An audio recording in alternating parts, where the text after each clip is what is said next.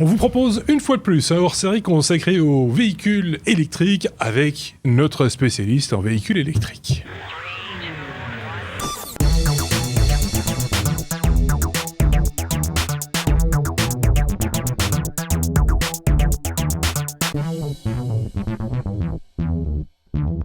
Je ne sais même plus, je les compte plus, les hors-séries consacrées aux véhicules électriques. C'est notre plus longue série de hors-séries, on va dire ça comme ça, que nous réalisons depuis maintenant quelques semaines, voire même quelques mois maintenant avec Bruno. Salut Bruno. Bonjour. Je rappelle que tu es au contact non seulement des appareils, mais également des gens qui les achètent ou les louent, puisque au Luxembourg, tu as 3 enseignes qui offrent la possibilité d'acquérir ou de louer ce type d'engin. C'est important que je le précise, parce que ça veut dire aussi que tu as une vraie expertise des deux côtés de la barrière. Je le dis régulièrement chaque fois qu'on parle de véhicules électriques et qu'on se croise, Bruno, c'est que tu as l'habitude, toi, d'avoir aussi les attentes des gens qui les utilisent, les retours d'expérience, comme on a l'habitude de dire. Ça, c'est évidemment important. Et puis, comme c'est le cas cette fois-ci, tu vas nous parler d'un engin qui sort un petit peu de l'ordinaire une fois de plus et qui est assez récent dans la gamme d'appareils proposés. On a avec nous, et je me dois de le signaler, on a avec nous Xavier, qui donnera un petit peu son avis. C'est ton ressenti en tant que... On peut même pas dire encore. Je vais découvrir. Tu vas découvrir parce que je ne te conseille pas d'en être un utilisateur prochain. Tu vas comprendre pourquoi, mais en même temps, c'est pas péjoratif ce que je dis parce que c'est vraiment intéressant. Je passe la parole pour le coup à Bruno pour parler de ce fameux Nino Robotics. Oui, le Nino Robotics, c'est quoi ? En fait, c'est un fauteuil électrique. C'est pas un fauteuil électrique normal. C'est pas un relax. Roulant, c'est pas un relax. Non. C'est un moyen de transport pour personnes à mobilité réduite. Et il est assez révolutionnaire parce qu'en fait, il se base sur un produit qu'on a déjà présenté, notamment le gyropode. Oui. Et ici, le gyropode qui est de la marque Ninebot Elite. Plus précisément. Donc, ils ont pris cette base-là pour ne pas prendre le grand frère, le Segway, parce qu'il était simplement beaucoup trop cher. Donc, une base beaucoup moins chère pour permettre, en fait, de créer un fauteuil auto-équilibré sur 2 roues, pour des budgets plus moyen, on va dire. On va pas dire que c'est un objet pas cher, un objet bon marché, ça ne l'est pas. Ça reste un outil assez cher, mais beaucoup moins cher que les bases sur Segway. Ouais, donc, là, on est sur quel ordre de prix ? On est sur l'ordre de prix pour le Nino Robotics, à peu près 8 000 €. Ah oui, c'est quand même le prix d'une petite voiture. Il faut savoir que l'équivalent sous la marque Segway se vend facilement au-dessus de 15 000 €. Oui. Donc là, il existe beaucoup de variantes. On voit apparaître maintenant aussi d'autres variantes sur la base du Ninebot. Mais ici, en plus, on parle d'un produit français. Oui. Du sud de la France, Nino, on vient de l'espagnol, c'est tout près de la frontière espagnole. Donc c'est un petit nom sympa pour un produit hautement technologique. Développé par un paraplégique, donc c'est pas n'importe qui a développé ce produit-là. Donc c'est un produit développé pour lui à la base. Mais avec vraiment un savoir-faire technologique accru. Donc ils ont utilisé la base qui existait, de gyroscope et de moteurs, de pneus qui existaient, mais ils ont agrémenté cela de chargeurs, de capteurs supplémentaires, d'un système de béquilles électriques qui permet, et si vous nous suivez sur le podcast vidéo, vous verrez la vidéo qui permet de stabiliser le fauteuil avec deux petits bras, de béquilles à l'avant et à l'arrière, pour justement permettre, par exemple, le transfert d'une voiture vers ce fauteuil-là, ou d'un fauteuil manuel vers ce fauteuil-là. C'est un fauteuil qui est donc auto-équilibré, qui peut atteindre une vitesse de 12 km/h, qui est à peu près la vitesse de sécurité qu'on peut avoir étant assis. Qui permet surtout de gravir des montées et des descentes jusqu'à 20%, ce qui est beaucoup, et qui a une autonomie d'à peu près 30 km. Donc on est vraiment autonome, rapide. En plus, le fauteuil est peu encombrant, et il pèse quelques kilos, mais est assez léger pour sa catégorie. Et c'est un produit vraiment qui évolue en permanence parce que il est de plus en plus utilisé et c'est un outil qui est très spécifique à certaines limitations de certains patients. Tous les patients qui utilisent cela ne vont pas avoir le même problème de mobilité, ne vont pas avoir la même possibilité de se mouvoir. Donc, il faut adapter l'outil aux patients. Je parle bien de patients parce qu'en fait, on a été à Luxembourg au centre de réhabilitation présenter ce produit-là et on a vu vraiment tous les cas qui existent et tous ont essayé ce produit-là, ont tous adoré et c'est vraiment quelque chose qui va changer la vie des gens à mobilité réduite. Il faut, pour faire travailler un petit peu l'imaginaire de ceux qui nous écoutent en podcast audio et n'ont pas eu l'image, je pense que tout le monde voit bien ce que c'est un Segway aujourd'hui, ça n'a pas besoin de faire beaucoup de dessins. Imaginez un Segway où vous remplacez le guidon par une barre beaucoup plus raccourcie, vous avez un gyropode dont on a parlé dans un hors-série précédent, qui est un petit peu particulier mais qui ne nécessite plus de tenir un guidon mais qui se pilote avec les genoux en gros, je schématise très fort, le guidon arrive à hauteur des genoux. Ici, on a remplacé ce guidon par une chaise, en gros, et puis vous asseyez sur cette chaise, voilà. Et là, vous avez le Nino Robotics. Toi, Xavier, qui n'a pas l'image sous les yeux, est-ce que tu vois C'était une des questions que j'avais justement, et moi je n'ai pas encore vu l'image. C'était ma question pour Bruno. Est-ce que c'est un gyropode qui a été modifié pour pouvoir accueillir une chaise, ou bien est-ce qu'ils ont pris la technologie embarquée de l'appareil pour créer un nouvel appareil vraiment avec une chaise complètement intégrée, quoi? La base est la même. Donc, il y a vraiment la base où il y a la batterie et toute la technologie. Les roues sont en principe les mêmes, mais après, tout le reste a été modifié. Ce qui explique, en fait, la différence de prix aussi. Il y a des sécurités, quoi. Voilà. Ouais. Donc, il s'est testé, c'est éprouvé.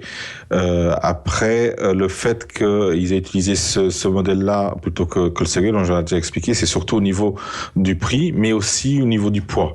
Le Nino, il pèse 39 kilos, alors qu'un équivalent Segway pèse plus de 100 kilos. Donc, imaginez mettre ce produit-là dans le coffre d'une voiture ou même dans une voiture modifiée. C'est beaucoup plus difficile, beaucoup plus encombrant.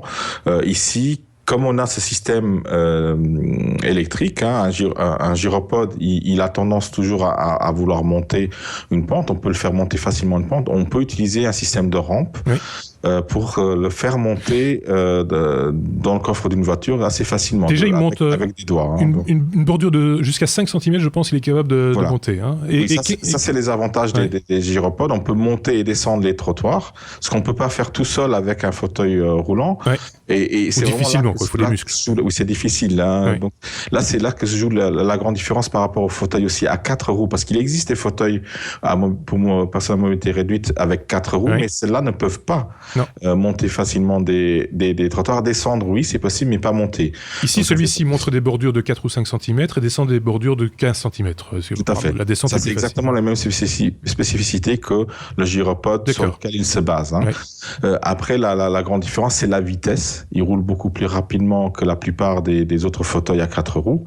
Et puis, par rapport à un fauteuil manuel, on est vraiment autonome. On n'a pas besoin de quelqu'un qui vous pousse, surtout dans les montées. C'est là que se pose le problème, les montées et les descentes, où ça devient dangereux sur un fauteuil manuel. Et là, on a cette sécurité-là sur le Nino. C'est pas mal. Et par rapport au Segway, parce que j'ai vu des vidéos et je connais une personne qui en utilise un, par rapport à cet appareil-là, quelles sont les différences majeures qui justifient peut-être la différence de prix ? C'est surtout la base qui est très chère. Quand on prend un Segway, lui, tout seul, le Segway coûte déjà presque 9 000 €. Oui, c'est ça. Quand vous allez modifier un véhicule qui coûte 9 000 €, vous allez rajouter tout votre savoir-faire, beaucoup de technologies et d'appareils. Donc, ça va rajouter un certain montant. Et ici, comme la base du Nino est le Elite, il est à peu près à 3 000 €, ce qui explique la différence de prix. Et pour toi, la différence de prix entre cet appareil-là et un modèle qui serait basé sur le Segway est justifiée, ou bien les personnes personnes qui hésiteraient entre les deux, tu leur dirais d'office de prendre le modèle. Il y a une question ici. de solidité, de fiabilité, c'est à quel niveau ça se marque la différence? Non, pas du tout. En fait, il y a quasi que des avantages par rapport au produit Segway. Il est plus léger, il est moins encombrant. Il est moins cher et il a des technologies et des matériaux beaucoup plus neufs. Donc, le Segway étant vraiment un produit assez ancien. Hein. Ouais. Le Segway qui se vend en ce moment, qui est la base pour les modifications qui existent, date de 2007. Oui. Juste pour Il vous n'a dire. plus évolué depuis. Oui. Voilà, et le Nanbot, lui, est un outil qui date de 2014. Donc, on a quand même 7 ans de différence. Avec des nouveaux matériaux. Avec surtout une connectique aussi. Oui. Hein. La connectique qu'on a sur le gyropode de base est exactement la même. On pourra faire des paramétrages en fonction de l'utilisation. En plus des paramétrages qu'on a physiques, hein, on pourra ajuster l'assise, par exemple, pour adapter le fauteuil à la morphologie du patient. Il y a tous les paramétrages électroniques qui sont la base du Nanbot utilisé. C'est un bel objet, enfin une belle utilisation de cette technologie auquel on n'avait pas vraiment... Enfin, moi, j'y avais pas pensé, mais c'est vrai que c'était totalement adaptable. Et quand on regarde les différentes vidéos concernant ce produit, on se dit ça offre quand même une mobilité, en tout cas une certaine facilité à son utilisateur. Maintenant, il y a la barrière du prix, évidemment, ça vous l'avez bien compris. Je pense que déjà, un fauteuil pour personnes à mobilité réduite, un bête fauteuil, c'est déjà très cher. Ici, c'est encore plus cher, c'est le double. Alors, on est dans des prix élevés, mais pour connaître certaines personnes à mobilité réduite, je pense que c'est quelque chose qui peut vraiment se justifier.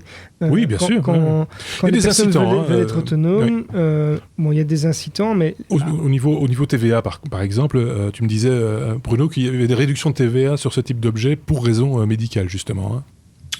Oui, effectivement. Donc, on a une TVA réduite du moment que c'est un outil médical. Donc, en France, la TVA est réduite de 20 à 5,5%. Oui. Au Luxembourg, c'est de 17% à 3%.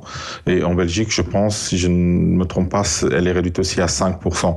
Donc là, on a déjà cette aide-là. Après, chaque patient peut demander des aides, des remboursements, et c'est au cas par cas, en fonction de l'utilité, la nécessité d'avoir ce fauteuil-là, qui pourra être considéré par beaucoup comme étant du luxe, mais pour beaucoup est dû au fait qu'ils ont besoin d'être autonomes, et n'est pas un luxe. Donc ça dépend un peu du cas de figure, pourront avoir un remboursement. Les justifications qu'on a apportées justement pour pouvoir en bénéficier, quoi. Oui. Voilà. Après, il y a un autre moyen en fait de contrer le prix d'achat élevé, c'est de partir sur une optique de location. Oui. Donc il y ait effectivement, comme on loue une béquille par exemple, parce qu'elles sont aussi chères, hein, tout ce qui est outils médical est assez cher, donc on va louer ce genre d'outils aussi. Il faut que ça rentre dans les mœurs, mais ça se fait déjà avec les fauteuils électriques à 4 roues, donc il n'y a pas de raison que ça se le fasse pas avec cet outil. Ceci dit, c'est vrai que la location, dites-moi si je dis une bêtise, hein, la location de ce type d'appareil, que ce soit chaise roulante, béquille, etc., enfin une béquille, ça c'est encore différent, mais enfin quoique, c'est pour des raisons médicales, mais on va le dire, provisoire. En tout cas, on le souhaite. Oui, mais ça peut être intéressant dans le cadre où quelqu'un voudrait tester l'appareil avant de l'acheter, par exemple. Par exemple, effectivement. Ouais, tout à fait. Mais ce qui m'interpelle aussi, c'est par rapport au Segway, donc le modèle Segway que je connais, c'est que j'ai vu qu'il y avait un chargement facile dans les véhicules. Donc, il faut savoir que le modèle Segway est très encombrant, il est très lourd. C'est un gros bloc. Il est encombrant, il est lourd. Et donc, il faut déjà une camionnette ou un véhicule semi-utilitaire pour pouvoir le charger. Il y a même des aménagements possibles avec une espèce de poulie qui se met dans le véhicule pour faciliter le chargement. C'est des travaux lourds quand même. Voilà. Or ici, j'ai vu, si je ne me trompe pas, j'ai vu qu'il y avait une espèce de rampe qui permet de charger le modèle dans un véhicule assez classique. Mais il faut quand même de l'aide. Enfin, la personne, elle seule, ne va pas pouvoir ranger son fauteuil comme elle pourrait le faire avec un fauteuil mécanique, avec un peu d'agilité. Automatisé, ça, je ne sais pas. Non, effectivement, pour le moment, il n'y a pas de système qui permette que le patient le fasse lui-même tout seul, mais c'est le même problème qu'avec un autre fauteuil, hein, donc ça ne change pas la donne.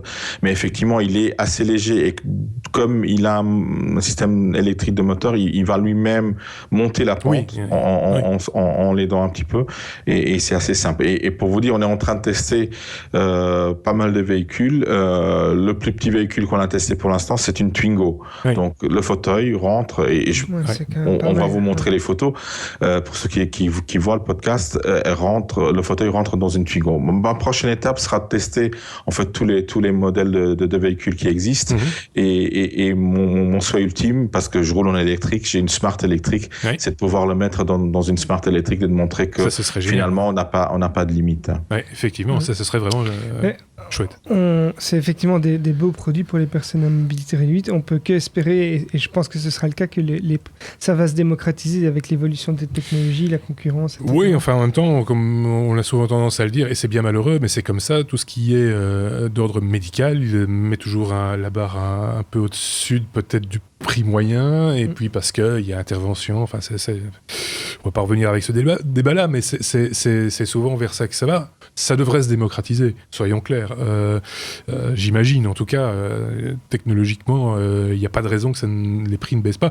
Et là, en l'occurrence, puisque la base est un outil qui est utilisé pour les valides, on peut espérer justement que, offre et demande aidant, le prix pour tout le monde diminue d'autant, non Bruno, je pense que ça, par contre, c'est un immense avantage qui n'existe pas avec, je veux dire, les chaises roulantes électriques qu'on connaît, les vieilles chaises roulantes, on va dire classiques à 4 roues, où là, il n'y a pas une seule pièce qui est utilisée dans un autre véhicule.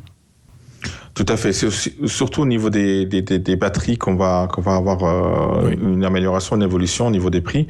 Mais la tendance, c'est d'avoir des batteries plus efficaces en gardant le même prix, en gardant le même volume. Donc voilà, les prix vont pas baisser de beaucoup parce qu'en fait, il y a quand même toute la recherche qui a été investie par ces sociétés-là. Savoir que Nino Robotics a investi énormément d'argent et a fait des levées de fonds assez importantes pour justement continuer ce développement parce qu'ils ont d'autres idées, même si la base du produit est générique, le développement est tellement poussé que ça a un coût finalement. Mais on est sur des prix qui ne choquent personne. Hein. Nous, on a beaucoup de patients qui nous disent finalement c'est pas cher, hein, parce qu'ils ont l'habitude, comme vous l'avez dit, de payer un fauteuil classique 4-5 000 euros déjà. Oui. Eh bien, on a déjà fait cette remarque avec les autres chroniqueurs. On parle des fois de choses très futiles en matière de nouvelles technologies. Il faut des trucs un peu farfelus et on s'en amuse bien volontiers. Mais quand en plus ça aide les gens, ça aide son prochain, je trouve ça encore mieux. Et moi je dis bravo parce que c'est vraiment un bel outil, un bel objet fonctionnel. Et pour avoir vu les vidéos comme vous, je trouve ça ça remet ça donne du sourire aux gens, c'est vraiment bien. Belle découverte, merci beaucoup Bruno de nous avoir montré tout ça, et n'hésite pas, hein, comme d'habitude, puisque tu fais partie de l'équipe maintenant. Oui, et je suis là pour ça. Et tu es là aussi pour amener cette expérience-là. Merci beaucoup, merci également à Xavier d'avoir participé à ce hors-série. On se retrouve très prochainement, à bientôt, au revoir.